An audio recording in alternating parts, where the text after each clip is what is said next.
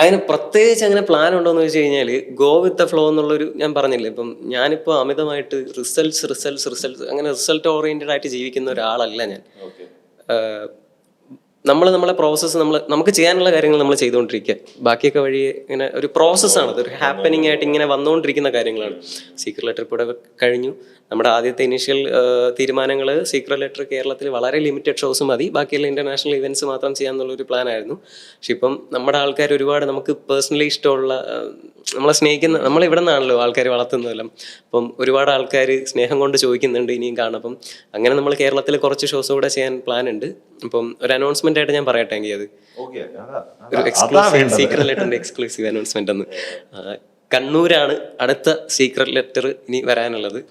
അപ്പോൾ ഡേറ്റ് എല്ലാം തീരുമാനിച്ചു. പക്ഷെ എന്നാലും ഒരു ഒഫീഷ്യൽ അനൗൺസ്മെന്റ് വരുന്നവരെ എന്നത്തേക്ക് എക്സ്പെക്ട് ചെയ്യാം? അടുത്തൊരു ഉടനെ എക്സ്പെക്ട് അടുത്ത ഷോ ഉടനെ ഉണ്ടാവുന്നതാണ്. കൂടിപ്പോയി ഒരു 2 മാസം ഗ്യാപ്പ്, അതിനപ്പുറത്തേക്ക് പോകില്ല. വിത്തിൻ ഒരു 2 months പീരീഡിൽ അടുത്ത ഷോ ഉണ്ടാവും. ആ 2 മാസം ഗ്യാപ്പ് അറിയാമല്ലോ, അത് എന്നെ ഒരു വലിയൊരു പ്രോസസ്സാണ്, ഒരു വർക്ക് ചെയ്ത് വരാനുള്ള ഒരു ടൈമാണ്. അപ്പോൾ അത് കണ്ണൂർ ഷോ ഉണ്ടാവും ഉടനെ.